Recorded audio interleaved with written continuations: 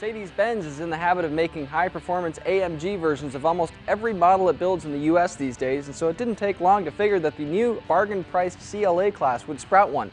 And here we have it, finally the all-new CLA45 AMG, so let's see how it does.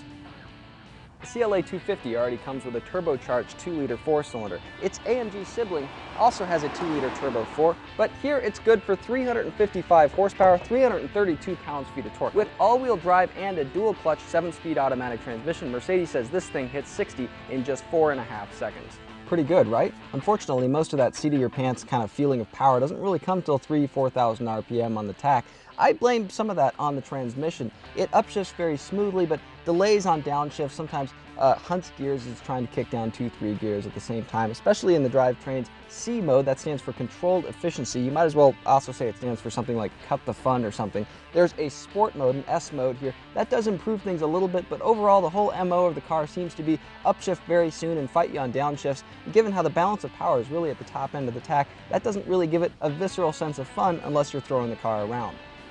Do that, and the CLA45 disguises its front-wheel drive roots pretty well. The all-wheel drive system biases power up front under normal circumstances, and that does give the car a little bit of nose heaviness as you're kind of initially starting that turn in into a corner. But over long sweepers, it's pretty easy to get the rear end to come out into play with just the gas pedal. Now, our car has the base AMG Sport suspension. There's an optional AMG Performance suspension, but as it stands, body roll isn't too much, easy to kind of throw this car around. Steering isn't lightning quick, but it's good enough to play along and definitely makes the car fun, nimble in corners, a lot of fun to take on a back road.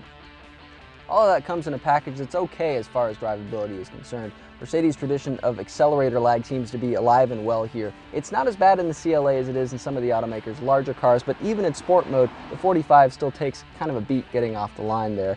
Ride quality, again, this car has the AMG Sport suspension with 18-inch wheels, not 19s, and the performance suspension. As it is, it's decent around town, a little bit bumpy, but not out of what you'd expect for a performance car. Actually pretty livable on the highway, too. Now, our test car has the base seats for the 45 AMG.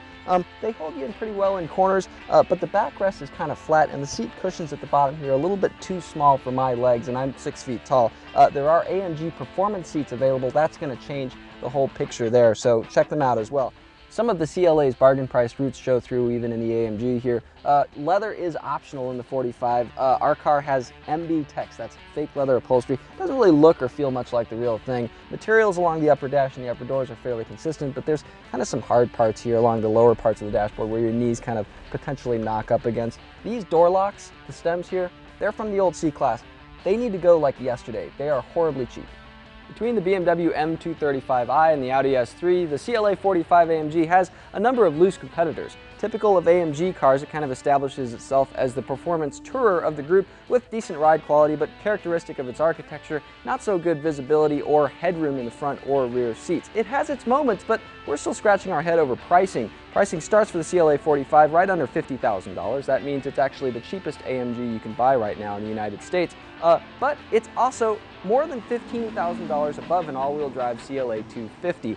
In terms of standard features that you get beyond the 250, xenon headlights, a little bit of extra bodywork, and larger wheels. Not a whole lot else. So really what you're paying for is the extra performance. Is that worth it?